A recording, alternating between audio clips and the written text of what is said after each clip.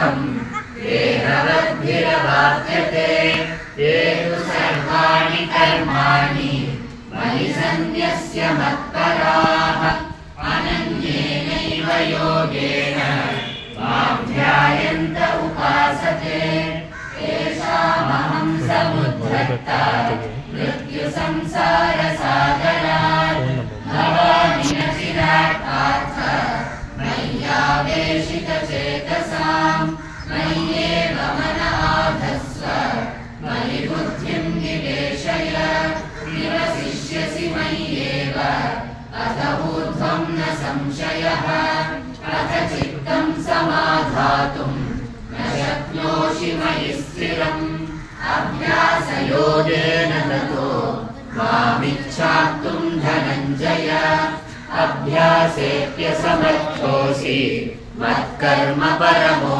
भव मदर्थमपि कर्माणि कुर्वन् सिद्धिमवाप्स्यसि अथैतदप्यशक्तोऽसि कर्तुं मद्योगमाश्रितः सर्वकर्मफलत्यागं कुर्यात्मवान् श्रेयो हि ज्ञानमभ्यासात् ज्ञानाज्ञानं विशिष्यते ज्ञानात् कर्मफलत्यागः त्यागात् शान्तिरनन्तरम् अद्वेषा सर्वभूतानां मैत्रः करुण एव च निर्ममो निरहङ्कारः समदुःखसुखक्षमी सन्तुष्टः सततं योगी यतात्मा दृढनिश्चयः मय्यर्पितमनो बुद्धिः यो मद्भक्तः स मे प्रियः यस्मान्नो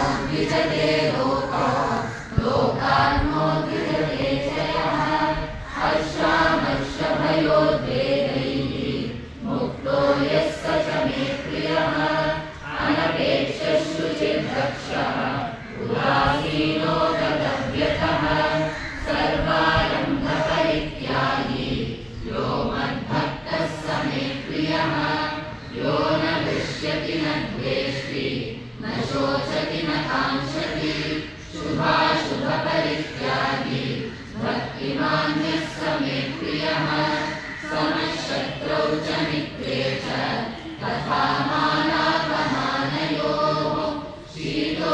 शीतोष्णसुखदुःखेषु समः सङ्गविवर्जितः तुल्यनिन्दास्तुतिर्मौनी सन्तुष्टो येन केनचित् अनिकेतस्थिरमतिः भक्तिमान् मे प्रियो नरः ये तु धर्म्यामृतमिदं यथोक्तं पर्युपासते श्रद्धया नामत्तरमामहतेतीव मे प्रियाः श्रीमद्भगवद्गीतासु उपनिषत्सु ब्रह्मविद्यायां योगशास्त्रे श्रीकृष्णार्जुनसंवादे भक्तियोगो नाम द्वादशोऽध्यायः भगवद्भक्तो मद्याजी मां नमस्कुरु मामे वैष्यसि सत्यं ते प्रतिजाने प्रियोऽसि मे सर्वधर्मान् परित्यज्य मामेकं शरणं व्रज अहं त्वा सर्वपापेभ्यो मोक्षयिष्यामि मा शुचः यत्र योगेश्वरः कृष्णो यत्र पार्थो धनुर्धरः तत्र श्रीविजयो भूतिः ध्रुवाणी तिर्मतिर्मम कृष्णाय वासुदेवाय देवकी नन्दनाय च नन्दगोपकुमाराय गोविन्दाय नमो नमः नमः पङ्कजनाभाय नमः पङ्कजमालिने नमः पङ्कजनेत्राय नमस्ते पङ्कजाङ्घ्रये ಅವರಿಗೆ ಅವ್ರ ತಂದೆ ತಾಯಿ ಅವರಿಗೆ ಹೆಸರು ಗೊತ್ತಿಲ್ಲ. ಅನಂತ ಲಕ್ಷ್ಮಿ ಅನ್ನೋ ಒಂದೊಂದು ಅಕ್ಷರನೂ ತುಂಬ ಅನ್ವರ್ಥ ನಾಮ ಅಂತಾರಲ್ಲ, ಅದೇ ಥರನೇ ಲಕ್ಷ್ಮಿ ಅಂದರೆ ಐಶ್ವರ್ಯ. ಐಶ್ವರ್ಯ ಅಂದರೆ ಬರೀ ದುಡ್ಡು ಯಾವತ್ತೂ ಅಲ್ಲ. ಐಶ್ವರ್ಯ ಹಲವಾರು ವಿಧದಿದೆ. ಇನ್ನೊಬ್ಬರಿಗೆ ಜ್ಞಾನ ಕೊಡೋದು ಒಂದು ಐಶ್ವರ್ಯ. ಅದು ಯಾವ ರೀತಿ ಐಶ್ವರ್ಯ ನನಗೆ ವಾಟ್ ಎವರ್ ಈಸ್ ಗುಡ್ ಅದೆಲ್ಲ ಐಶ್ವರ್ಯ, ಅದೆಲ್ಲ ಮಾತಾ ಹತ್ರ ಅನಂತವಾಗಿ ಇತ್ತು. ಅನಂತ ಜ್ಞಾನ ಕೊಡೋದಕ್ಕೂ ಲಿಮಿಟ್ ಇಲ್ಲ. ಇನ್ನೊಬ್ಬರಿಗೆ ಒಂಥರ ಎನ್ಕರೇಜ್ ಮಾಡಿ ಅವ್ರಿಗೆ ಏನು ಗೊತ್ತಿದೆಯೋ ಅದರೊಳಗೆ ಇನ್ನೂ ಚೆನ್ನಾಗಿ ತಿಳ್ಕೊಳ್ಳೋ ಥರ ಮಾಡೋದು. ಎಲ್ಲದರಲ್ಲೂ ಅವರು ಅನಂತ ಶಕ್ತಿಯಾಗಿದ್ದರು. ತುಂಬ ಜನಕ್ಕೆ, ಒಬ್ಬರೆಲ್ಲ ಇಬ್ಬರೆಲ್ಲ, ಅವ್ರ ಹತ್ರ ಬಂದವ್ರಿಗೆಲ್ಲ ಏನಾದರೂ ಪ್ರಾಬ್ಲಮ್ ಇದ್ದರೆ ಅದು ಹಾಗೇ ಹೊಟ್ಟೋಗೋ ಥರ ಅವರ ಅನಂತ ಶಕ್ತಿ ಅವರಿಗೆ ತುಂಬ್ತಾಯಿದ್ರು.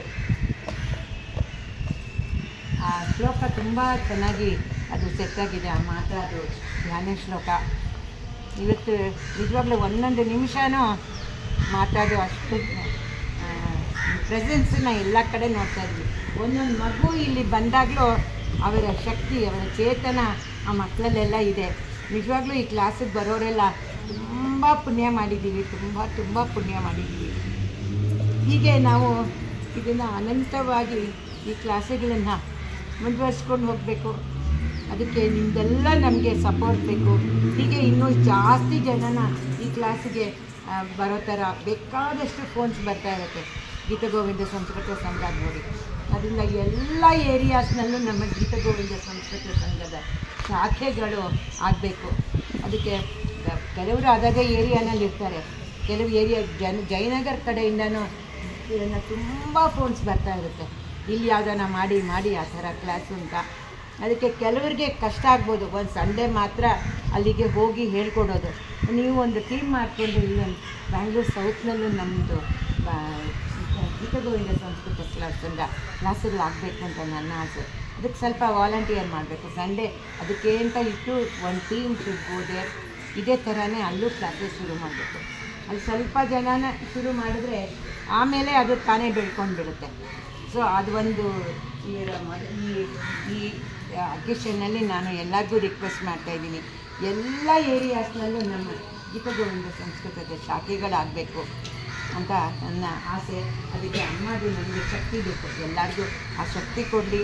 ಎಲ್ಲ ಕಡೆ ಇದು ಪ್ರಸಾರ ಆಗೋ ಥರ ಸಂಸ್ಕೃತಿ ಎಲ್ಲ ಕಡೆ ಪ್ರಸಾರ ಆಗೋ ಥರ ಆಗಲಿ ಅಂತ ಹೇಳ್ಬಿಟ್ಟು ಅಮ್ಮನೇ ಪ್ರಾರ್ಥಿಸ್ಕೊಂಡು ನನ್ನ ಮಾತನ್ನು ಮುಗಿಸ್ತೀನಿ.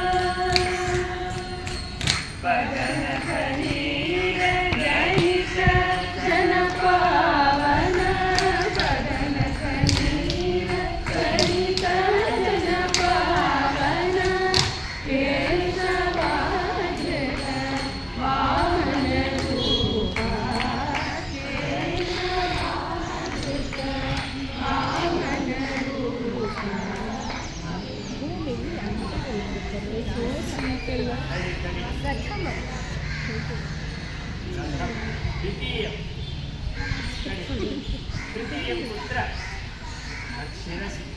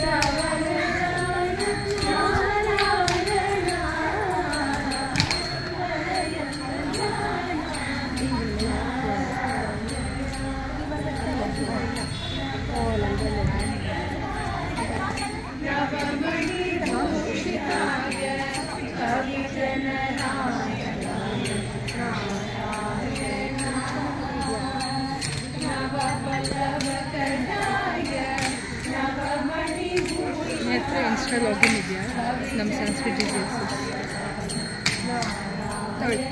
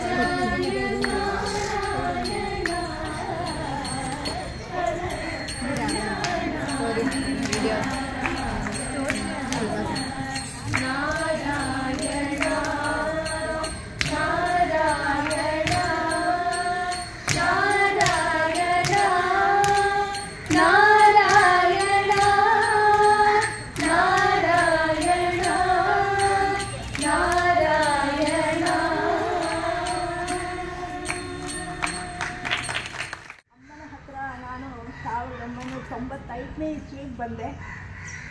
ಆಗ ಅಮ್ಮ ನಮ್ಮನ್ನು ಭೇಟಿ ಮಾಡಿದ ಆದರ್ಶ ಭವನದಲ್ಲಿ. ಆಗ ಅಲ್ಲಿಂದ ಅಮ್ಮನ ಒಂದು ಸಾನ್ನಿಧ್ಯ ನನಗೆ ಸಿಕ್ಕಿದೆ. ಆವತ್ತಿಂದ ಈ 6 ತಿಂಗಳ ಹಿಂದೆವರೆಗೂ ಅವರ ಸಾನ್ನಿಧ್ಯದಲ್ಲೇ ಇದ್ವಿ. ಹಿಂದಿನ ದಿವಸ ಕೂಡ ಬುಧವಾರ ಭಗವದ್ಗೀತೆ ಹೇಳ್ಕೊಟ್ಟು ಆಮೇಲೆ ಮನೆಗೆ ಅವರು ಅಲ್ಲೇ ಇದ್ದು ನಾವು ಮನೆಗೆ ಹೋದ್ವಿ. ಅದ್ರ ಮಾರನೇ ದಿವಸ ಇಲ್ಲ ಅಂದರೆ ತುಂಬ ನೋವಾಗ್ತಿತ್ತು. ಇವತ್ತು ನಮ್ಮ ಚೈತನ್ಯ ಹೋಗಿದೆ ಅಂದರೆ ನಾನು ಅಂದ್ಕೊಳ್ತೀನಿ ಒಂದೊಂದು ಸಲ ಅಷ್ಟು ನೋವಾಗುತ್ತೆ. ನಮ್ಮ ತಾಯಿ ತುಂಬ ಬೇಗ ಹೋಗಿ ಅವರ ಆದಮೇಲೆ ನಮ್ಮ ತಾಯಿ ಅಂತ ಅಂದ್ಕೊಂಡಿದ್ದೆ. ಅವರ ಮಹಾನ್ ಶಕ್ತಿ, ಅವರು ಇಚ್ಛಾಶಕ್ತಿ, ಕ್ರಿಯಾಶಕ್ತಿ, ಜ್ಞಾನಶಕ್ತಿ 3 ಅವರ ಒಳಗಡೆ ಇಟ್ಟು ನಮ್ಮನ್ನು ನಡೆಸಿದ್ದಾರೆ. ಒಂದು ಕಲ್ಲು ಯಾವ ಥರ ಒಳ್ಳೆ ಕಲ್ಲು ಶಿಲ್ಪಿ ಮೂರ್ತಿ ಆಗಬೇಕು ಅಂತ ಕೆತ್ತಿದ್ದಾರೆ. ಒಂದು ಹೊತ್ಕೊಳ್ಳೋದ್ರಿಂದ ಹಿಡಿದು ಕೂತ್ಕೊಳ್ಳೋವರೆಗೂ ನಮಗೆ ಅವರು ಹೇಳ್ಕೊಟ್ಟಿದ್ದಾರೆ. ಅವರನ್ನು ನಡೆಯೋಕ್ಕೆ ನಮಗೆ ಈ ಜೀವನಕ್ಕೆ ಸಾಧ್ಯ ಇಲ್ಲ. ಯಾವುದೋ ಪುಣ್ಯ ಇತ್ತು ನಮಗೆ ಸಿಕ್ಕಿದ್ರು, ಈ ಜನ್ಮ ಸಾಧ್ಯ ಮಾಡ್ಕೊಳ್ಳೋದಕ್ಕೆ ದಾರಿ ತೋರಿಸ್ಕೊಟ್ಟಿದೆ. ಇದಕ್ಕಿಂತ ಹೆಚ್ಚಿಗೆ ನನಗೆ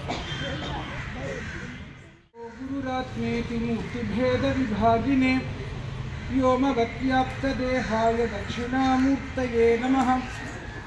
ಆಸ್ತಾಂತಾವಧಿಯಂ ಪ್ರಸೂತಿ ಸಮಯೇ ದುರ್ವಾರಶೂಲವ್ಯಥಾ ನೈರುಚ್ಯಂ ತನುಶೋಷಣಂ ಮಲನಂ ಶಯ್ಯಾ ಚ ಸಂವತ್ಸರಿ ಏಕಸ್ಯಾಪಿ ನ ಗರ್ಭಭಾರಭರಣಕ್ಲೇಶಸ್ಯ ಯಸ್ಯಾಕ್ಷಮೋ दातुं विष्कृतिमुन्नतोऽपि तनयः तस्यै जनन्यै नमः. हर नमः पार्वतीपतये हर हर महादेव. सर्वत्र गोविन्दनाम संकीर्तनं. जगद्गुरु शंकराचार्य महाराज की जय. श्री माता की जय.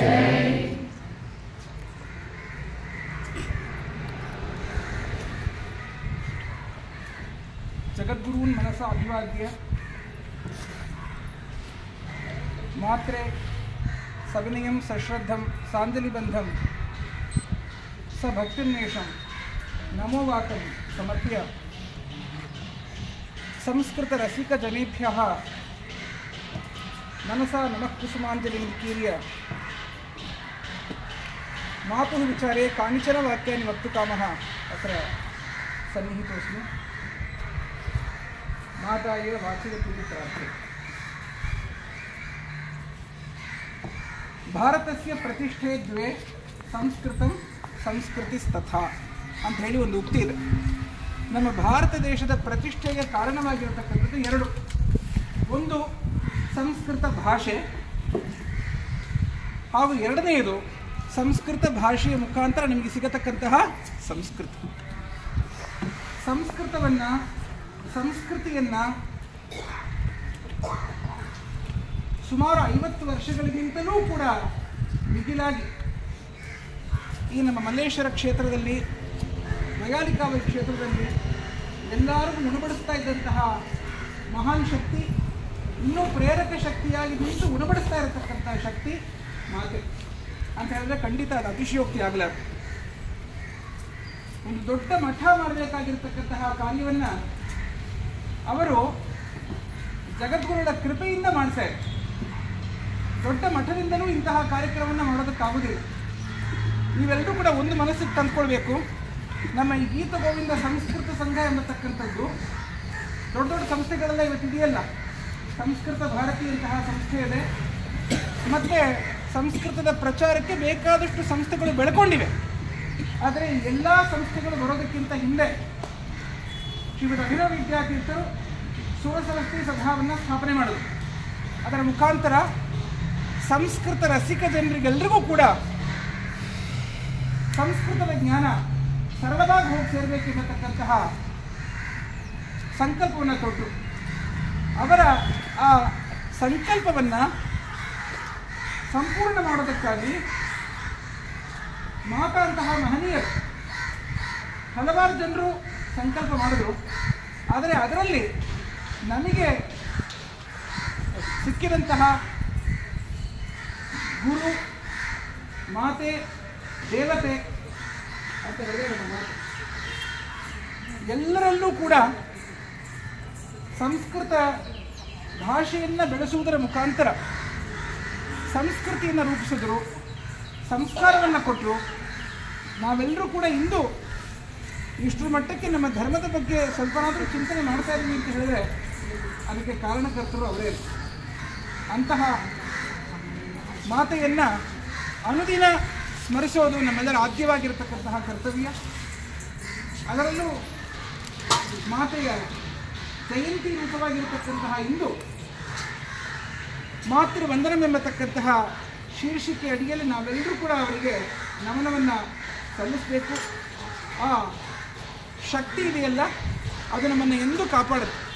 It will stand as an aura behind us, not guide us in all our endeavours ಅನ್ನೋದರಲ್ಲಿ ದೇಶ ಮಾತ್ರವಾಗಿರತಕ್ಕಂತಹ ಸಂದೇಹವೂ ಇಲ್ಲ.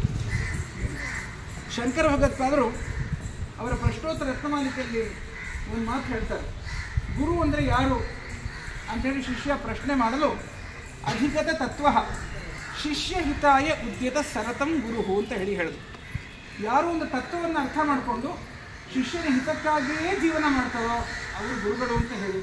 ಅಂತಹ ಗುರುಗಳು ನಮಗೆ ಸಿಕ್ಕಿದ್ದು ನಮ್ಮೆಲ್ಲರ ಭಾಗ್ಯವೇ ಸರಿ. ಅವರು ದೊಡ್ಡ ಶಿಲ್ಪಿಯಾಗಿದ್ದರು. ಈ ಹಿಂದಿನ ಪ್ರೇಮ ಅಮ್ಮ ಹೇಳಿದಂತಹ ರೀತಿಯಲ್ಲಿ ಎಲ್ಲರನ್ನೂ ಕೂಡ ಒಂದು ಶಿಲೆಯಾಗಿ ರೂಪಿಸಿದ್ದ. ಅದು ಸಾಧಾರಣ ಶಿಲೆಯಲ್ಲ, ಒಂದು ದೇವಸ್ಥಾನದ ಒಳಗಡೆ ರಾರಾಜಮಾನವಾಗಿರತಕ್ಕಂತಹ ಮೂಲಮೂರ್ತಿಯಾಗಿ ರೂಪಿಸಿದ್ದ. ಒಂದು ಚಿಕ್ಕ ಕಥೆ. ಒಂದು ದೇವಾಲಯದ ಹೊರಗಡೆ ಬರೀ ಹೊಸಲಾಗಿರತಕ್ಕಂತಹ ಕಲ್ಲು, ಹಾಗೂ ದೇವಸ್ಥಾನದಲ್ಲಿ ಸ್ತಂಭವಾಗಿರತಕ್ಕಂತಹ ಕಲ್ಲು, ಹಾಗೂ ಗರ್ಭಗೃಹದಲ್ಲಿ ಮೂರ್ತಿಯಾಗಿರತಕ್ಕಂತಹ ಕಲ್ಲು, ಈ ಮೂರು ಕಲ್ಲು ಮಾತಾಡ್ಕೊಳ್ಳುವಾಗ ಹೊರಗಡೆ ಹೊಸಲಾಗಿರತಕ್ಕಂತಹ ಕಲ್ಲು, ಸ್ತಂಭವಾಗಿರತಕ್ಕಂತಹ ಕಲ್ಲು, ಎರಡು ಕಲ್ಲು ಒಳಗಡೆ ಮೂರ್ತಿಯಾಗಿ ರಾರಾಜಮಾನವಾಗಿರತಕ್ಕಂತಹ ಕಲ್ಲನ್ನು ನೋಡಿ ಹೇಳ್ತಂತೆ, ಕಲ್ಲೇ ಕಲ್ಲೇ, ನಾವೆಲ್ಲರೂ ಕೂಡ ಒಂದೇ ಕುಲಕ್ಕೆ ಸಂಬಂಧಪಟ್ಟಂಥವರು, ಒಂದೇ ಗುಂಪಿಗೆ ಸಂಬಂಧಪಟ್ಟಂಥವರು, ಆದರೆ ನಮ್ಮಿಬ್ಬರ ಗತಿ ನೋಡಿದ್ಯಾ ಅಂತ ಹೇಳಿ ಅವರಿಬ್ಬರು ಹೇಳ್ಕೊಳ್ತಾ ಇದ್ದಾರೆ. ಹೊಸಲು ಹೇಳ್ತಾ ಇದೆ, ನನ್ನ ತಲೆ ಮೇಲೆ ತೆಂಗಿನಕಾಯಿ ತಂದು ಹೊಡಿತಾರೆ, ನನ್ನ ಮೇಲೆ ದೀಪ ಹಚ್ತಾರೆ, ಎಣ್ಣೆ ನಿಕ್ಕಿದ್ರೆ ನನ್ನ ಮೇಲೆ ಸೌರು ಬಿಟ್ಟು ಒಳಗಡೆ ಹೋಗ್ತಾರೆ, ಇದು ನನ್ನ ಅವಸ್ಥೆ ಅಂತ. ಸ್ತಂಭ ಹೇಳ್ತು, ಏನಾದರೂ ದೇವಸ್ಥಾನದಲ್ಲಿ ವಿಭೂತಿ ಕೊಟ್ಟರೆ ಅದನ್ನು ನಮ್ಮ ಹಣೆಗೆ ಇಟ್ಕೊಂಡು ಬಾಯಿಗೆ ಹಾಕ್ಕೊಂಡು ಮತ್ತು ಒಂದು ಸ್ವಲ್ಪ ಮಿಕ್ಕಿದ್ರೆ ಅದು ಉದುರಕ್ಕಾದರೂ ಹಚ್ಕೋಬೇಕು, ಆದರೆ ಅದನ್ನು ಮಾಡೋದಿಲ್ಲ. ಅದನ್ನು ತೆಗೆದು ಸ್ತಂಭಕ್ಕೆ ಹಾಕ್ಬಿಟ್ಟು ಬರ್ತಾರೆ. ಅವರು ಸ್ತಂಭಕ್ಕೆ ಅರ್ಚನೆ ಮಾಡ್ತಾರೆ. ಆದರೆ ಪ್ರಸಾದ ಕೊಟ್ಟರೆ ಪ್ರಸಾದ ತಿಂದ್ಬಿಟ್ಟು ಅದನ್ನು ಹಾಗೆ ಸ್ತಂಭಕ್ಕೆ ಹೊರಸ್ಬಿಡ್ತಾರೆ. ಹೀಗೆಲ್ಲ ಮಾಡಿ ನನ್ನನ್ನು ಹೀಗೆ ಮಾಡಿಟ್ಟಿದ್ದಾರೆ, ಇದು ನನ್ನ ಅವಸ್ಥೆ ಅಂತ ಹೇಳಿ ಸ್ತಂಭ ಹೇಳ್ತು. ಆದರೆ ಇದೆರಡು ಹೇಳ್ತು, ನಮ್ಮಿಬ್ಬರಿಗೆ ಈ ಅವಸ್ಥೆ ಇದೆ, ಆದರೆ ನೀನು ಒಳಗಡೆ ರಾರಾಜಮಾನವಾಗಿದೆಯಾ, ನಿನಗೆ ಹಾಲಿಂದ ಅಭಿಷೇಕ, ಮೊಸರಿಂದ ಅಭಿಷೇಕ, ಹೀಗೆ ಹಲವಾರು ಪಂಚಾಮೃತ ದ್ರವ್ಯಗಳಿಂದ ಅಭಿಷೇಕ ಮಾಡಿ, ಅಲಂಕಾರ ಮಾಡಿ, ಪೂಜೆ ಮಾಡಿ, ನಿನಗೆ ನೈವೇದ್ಯ ಎಲ್ಲ ಸಮರ್ಪಣೆ ಮಾಡಿ, ಆರತಿ ತೋರಿಸಿ ಎಲ್ಲರೂ ನಿನ್ನನ್ನು ಕಣ್ಣು ಗೊತ್ಕೊಳ್ತಾರೆ, ನಮಸ್ಕಾರ ಮಾಡ್ತಾರೆ, ನಿನ್ನನ್ನು ನೋಡಿ ಆಹಾ ಅಂತ ಹೇಳಿ ತುಂಬ ಸಂತೋಷ ಪಡ್ತಾರೆ. ನಾವು 3 ಜನರು ಒಂದೇ ಗುಂಪಿಗೆ ಸೇರಿದ್ರು ಕೂಡ ಯಾಕೆ ವ್ಯತ್ಯಾಸ ಅಂತ ಹೇಳಿ ಕೇಳ್ತೀವಿ. ಅವಾಗ ಒಳಗಡೆ ದೇವತಾ ಮೂರ್ತಿಯಾಗಿ ಕುಳಿತಿರ್ತಕ್ಕಂಥ ಕಲ್ಲು ಹೇಳ್ತು, ನೀವಿಬ್ಬರು ಹೇಳೋದು ಸತ್ಯವೇ? ಆ ಸ್ಥಪತಿ ಶಿಲ್ಪಿ ನಿಮ್ಮಿಬ್ಬರನ್ನ ಮಾಡುವಾಗ ನೀವು ಸ್ವಲ್ಪ ಮಟ್ಟಕ್ಕೆ ಮಾತ್ರ ಹೋಗೊಟ್ಟೆ. ಅವ ನಿನ್ನನ್ನು ಮಾಡೋದಕ್ಕೆ ಹೋದ, ನೀನು ಸ್ವಲ್ಪ ಮಟ್ಟಕ್ಕೆ ಮಾತ್ರ ಹೋಗೊಟ್ಟೆ. ಆ ಕಡೆ ನಿನ್ನ ಹೊಸಲಾಗಿ ಮಾತ್ರ ಮಾಡೋದಕ್ಕಾಯಿತು, ನಿನ್ನ ಹೊಸಲಾಗಿ ಮಾಡಿದೆ. ಸ್ತಂಭವನ್ನು ನೋಡಿ ಹೇಳ್ತು, ನೀನು ಇನ್ನೊಂದು ಸ್ವಲ್ಪ ಜಾಸ್ತಿ ಹೋಗೊಟ್ಟೆ, ಆ ಕಾರಣ ಸ್ತಂಭವಾಗಾದೆ. ಆದರೆ ಅವ ನನ್ನನ್ನು ಮಾಡುವಾಗ ನನ್ನ ಕಿರೀಟ ಮಾಡಬೇಕು ಹೊಡೆದ, ನನ್ನ ಕಣ್ಣು ಮಾಡಬೇಕು ಹೊಡೆದ, ಮೂಗು ಮಾಡಬೇಕು ಹೊಡೆದ, ಕಿವಿ ಮಾಡಬೇಕು ಹೊಡೆದ, ತುಟಿ ಮಾಡಬೇಕು ಹೊಡೆದ, ಹೀಗೆ ಹಲವಾರು ಅಂಗಾಂಗಗಳನ್ನು ಮಾಡಬೇಕು ಹೊಡೆದ ಹೊಡೆದ ಹೊಡೆದ ಹೊಡೆದ ಹೊಡೆದ ಅವ ಎಷ್ಟು ಹೊಡೆದ್ರೂ ಕೂಡ ನಾನು ತುಂಬ ತಾಳ್ಮೆಯೊಂದಿಗಿದ್ದೆ. ಆ ಕಾರಣ ಇವತ್ತು ದೇವತಾ ಮೂರ್ತಿಯಾಗಿ ಆರಾಧನಾಗಿದ್ದೀನಿ ಅಂತ ಹೇಳಿ ಹೇಳ್ತೇನೆ. ಹಾಗೆ ನಮ್ಮನ್ನೆಲ್ಲರನ್ನೂ ಕೂಡ ಹೊಡೆದು ಹೊಡೆದು ಹೊಡೆದು ಹೊಡೆದು ಒಂದು ಸುಭಾಷಿತದ ಸಂಸ್ಕೃತದಲ್ಲಿ ಯಥಾ ಚತುರ್ಭಿಃ ಕನಕಂ ಪರೀಕ್ಷ್ಯತೆ ನಿಘರ್ಷಣ ಛೇದನ ತಾಪ ತಾಡಲೈಃ ತಥಾ ಚತುರ್ಭಿಃ ಪುರುಷ ಪರೀಕ್ಷ್ಯತೆ ತ್ಯಾಗೇನ ಶೀಲೇನ ಕುಲೇನ ಕರ್ಮಣ ಅಂತ ಹೇಳಿ, ಹೇಗೆ ಒಂದು ಬಂಗಾರವನ್ನು ಪರೀಕ್ಷೆ ಮಾಡಿ ಶುದ್ಧವಾಗಿರೋದನ್ನು ಹೊರತರ್ತಾರೋ, ಹೇಗೆ ಒಂದು ಶಿಲ್ಪಿ ಒಂದು ಉತ್ತಮವಾದಂತಹ ಶಿಲೆಯನ್ನು ರೂಪಿಸ್ತಾರೋ, ಹಾಗೆ ಒಂದು ಉತ್ತಮ ಶಿಲೆಯಾಗಿ ಎಲ್ಲರನ್ನೂ ಕೂಡ ರೂಪಿಸ್ತಕ್ಕಂತಹ ಮಹಾನ್ ಸಂಕಲ್ಪವನ್ನು ತೊಟ್ಟು ಶಿಲೆಯಾಗಿ ರೂಪಿಸಿದರು. ಇಂದು ಅವರ ನಮ್ಮ ಹೃದಯದಲ್ಲಿ ಸದಾಕಾಲ ಸ್ವತ್ತಿನ ಅರಿವನ್ನು ಅವರು ಮೂಡಿಸಿದರು. ಒಬ್ಬಾತ ಸನ್ಯಾಸಿ ಒಂದು ದೇವಸ್ಥಾನಕ್ಕೆ ಹೋಗ್ತಾ ಇರುವಾಗ ಹೊರಗಡೆ ಒಬ್ಬಾತ ಭಿಕ್ಷುಕ ಇದ್ದರು. ಅವ ಈ ಸನ್ಯಾಸಿ ಹತ್ರ ಬಂದು ಭಿಕ್ಷೆ ಬೇಡ. ಸನ್ಯಾಸಿ ಹೇಳಿದ್ರು, ನಾನೇ ಸನ್ಯಾಸಿಪ್ಪ, ನನ್ನ ಹತ್ರ ಏನಿದ್ರು ನಿಮ್ಗೆ ಕೊಡೋದಕ್ಕೆ. ಆದರೆ ಅವ್ರು ನೋಡಿದ್ರು, ಆ ಒಂದು ಭಿಕ್ಷುಕೆ ಯಾವುದೊಂದು ಪೆಟ್ಟಿಗೆ ಮೇಲೆ ಕುಳಿತು ಭಿಕ್ಷೆ ಬೇಡ್ತಾ ಇದ್ರು. ನೀನು ಯಾವಾಗಲೂ ಈ ಪೆಟ್ಟಿಗೆ ಮೇಲೆ ಸದಾಕಾಲ ಕೂತು ಭಿಕ್ಷೆ ಬೇಡ್ತಾ ಇದೆಯಲ್ಲ, ಎಂದಾದರೂ ಒಂದಿನ ನೀನು ಪೆಟ್ಟಿಗೆನ ತೆರೆದು ನೋಡಿದ್ಯಾ ಅಂತ ಕೇಳಿದ್ರು. ಇಲ್ಲ ಸ್ವಾಮಿ, ನಾವು ಯಾವತ್ತೂ ತೆರೆದೇ ನೋಡಿಲ್ಲ. ನನ್ನ ತಂದೆ ಇದ್ರ ಮೇಲೆ ಕೂತು ಭಿಕ್ಷೆ ಬೇಡಿದ್ರು, ನಮ್ಮ ತಾತ ಇದ್ರ ಮೇಲೆ ಕೂತು ಭಿಕ್ಷೆ ಬೇಡಿದ್ರು, ನಮ್ಮ ಮುತ್ತಾತ ಇದ್ರ ಮೇಲೆ ಕೂತು ಭಿಕ್ಷೆ ಬೇಡಿದ್ರು. ಒಟ್ಟಾರೆ ಭಿಕ್ಷೆ ಬೇಡ ಪರಂಪರೆ ನಮ್ಮ ಪರಂಪರೆ. ಆ ಕಾರಣ ಒಂದಿನಾನು ಕೂಡ ನಾವೇನೋ ತೆರೆದು ನೋಡಲಿಲ್ಲ ಅಂತ ಹೇಳಿ ಸನ್ಯಾಸಿಗಳು ಹೇಳಿದಂತೆ, ನಿನಗೇನಾದರೂ ಸಮಯ ಆದರೆ ನೀನು ಒಮ್ಮೆ ಅದನ್ನು ತೆರೆದು ನೋಡು. ಸನ್ಯಾಸಿ ಹೇಳಿ ಹೊರಟು ಹೋದರು. ಆಮೇಲೆ ಆ ಭಿಕ್ಷುಕರಿಗೆ ತೋರಿಸ್ತು, ಹೌದಲ್ಲ ಇವರು ಹೇಳೋದ್ರಲ್ಲಿ ಏನೋ ಒಂದು ಇದೆಯಲ್ವಾ, ನಾವು ಇಷ್ಟು ದಿನ ಇದ್ರ ಮೇಲೆ ಕೂತು ನಾವು ಭಿಕ್ಷೆ ಬೇಡ್ತೇವೆ, ಒಂದಿನ ಕೂಡ ನಾನು ಇದನ್ನು ನೋಡಲಿಲ್ಲ ತೆರೆದು, ಆಟ ಇವತ್ತು ನೋಡೋಣ ಅಂತ ಹೇಳಿ ನೋಡಿದಾಗ ಅದರಲ್ಲೇ ಮುತ್ತು, ಹವಳ, ಹಲವಾರು ವಿಧವಾದಂಥ ರತ್ನಗಳು, ಪದ್ಮರಾಗ, ಪುಷ್ಪರಾಗ, ಮರಕತ, ನೀಲ, ಮುಕ್ತ ಇತ್ಯಾದಿಗಳು ಬಂಗಾರ ಸಹಿತವಾಗಿ ಬೇಕಾದಷ್ಟು ಪದಾರ್ಥಗಳೆಲ್ಲ ಒಳಗಡೆ ಇತ್ತು. ಅವಾಗ ಅಂದ್ಕೊಂಡು ನಾನು ಎಷ್ಟು ಮುಖ್ಯವಾಗಿ ಜೀವನ ಮಾಡಿದೆ. ಅದು ಭಿಕ್ಷುಕನ ಕಥೆಯಲ್ಲ, ನಮ್ಮ ಕಥೆ. ನಮ್ಮೊಳಗಡೆನೇ ಇರತಕ್ಕಂತಹ ಸ್ವತ್ತನ್ನು ನಾವು ಅರ್ಥ ಮಾಡ್ಕೊಳ್ಳದೆ ನಾವು ಇರ್ತೀವಿ ಭಿಕ್ಷೆ ಬೇಡ್ತಾ ಇದ್ದೀವಿ. ಆದರೆ ನಮ್ಮೊಳಗಡೆ ಇರತಕ್ಕಂಥ ಸ್ವತ್ತನ್ನು ತೋರಿಸ್ಕೊಡೋದಕ್ಕೆ ಇಂತಹ ಒಂದು ಮಹಾನ್ ಶಕ್ತಿಯನ್ನು ಭಗವಂತ ಈ ಒಂದು ಭೂಲೋಕಕ್ಕೆ ಕಳಿಸ್ಕೊಟ್ಟು ಅನುಗ್ರಹವನ್ನು ಮಾಡಿದ. ಆ ಶಕ್ತಿ ನಮ್ಮ ಹೃದಯದಲ್ಲಿ ಸದಾಕಾಲ ರಾರಾಜಮಾನವಾಗಿದ್ದು, ನಾವು ನಮ್ಮ ನೈಜ ಧರ್ಮವನ್ನು ಅರ್ಥ ಮಾಡಿಕೊಂಡು ಜೀವನದಲ್ಲಿ ರಾರಾಜಮಾನವಾಗಿರೋದಕ್ಕೆ ಅನುಗ್ರಹ ಮಾಡಲಿ ಅಂತಕ್ಕಂಥ ಪ್ರಾರ್ಥನೆಯನ್ನು ಮಾಡ್ಕೊಳ್ತಾ, ನೀವು ಯು ಆಲ್ ಎವರ್ ಫಾಲೋ ಧರ್ಮ which would lead us towards the unalloyed bliss and eternal emancipation. May we all develop a cling towards ethical, moral and cultural values in life, not to make our life more and more meaningful and blissful. ಅಮ್ಮ ಯಾವ ಪತ್ರಿಕೆ ಮಾಡಿದ್ರು ಕೂಡ ಅದರಲ್ಲಿ ಕೊನೆಗೆ ಇರೋದು meaningful and blissful. But address ಮಾಡುವಾಗಲೂ ಕೂಡ ಆನಂದ ಸ್ವರೂಪಿನ್ಸ್ ಅಂತಾನೆ ಹೇಳಿ ಅಡ್ರೆಸ್ ಮಾಡ್ತಾರೆ. ಆ ಕಾರಣ ನಾವೆಲ್ಲರೂ ಕೂಡ ನಮ್ಮ ಜೀವನವನ್ನು ನೈಜ ಅರ್ಥದಲ್ಲಿ ಅರ್ಥಪೂರ್ಣ ಮಾಡ್ಕೊಳ್ಳೋದಕ್ಕೆ ಅವ್ರಿಗೆ ನಮ್ಮ ಮನಸ್ಸಲ್ಲಿ ಇಟ್ಕೊಂಡು ಅವರು ಹೇಳಿದ್ದನ್ನು ಸ್ವಲ್ಪ ಕೂಡ ಚಾಚು ತಪ್ಪದೆ ನಮ್ಮ ಜೀವನದಲ್ಲಿ ಪಾಲನೆ ಮಾಡ್ತಾ, ನಾವು ಸಂಸ್ಕೃತವನ್ನು ಕಲಿತು 4 ಜನರಿಗೆ ಸಂಸ್ಕೃತವನ್ನು ಹೇಳಿಕೊಟ್ಟು ಆನಂದ ಪಡೋಣ ಎಂಬುದಾಗಿ ಹೇಳ್ತಾ ನನ್ನ ಈ ಮಾತುಗಳಿಗೆ ನಾನು ಉಪಸಂಹಾರವನ್ನು ಹೇಳಿ. ಹರ ನಮಃ ಪಾರ್ವತೀಪತಯೇ. ಸರ್ವತ್ರ ಗೋವಿಂದ ನಾಮ ಸಂಕೀರ್ತನಂ. ಜಗದ್ಗುರು ಶಂಕರಾಚಾರ್ಯ ಮಹಾರಾಜ್ ಕಿ, ಶ್ರೀ ಮಾತಾ ಕಿ. ಬ್ರಹ್ಮೈವ ಸತ್ಯಂ.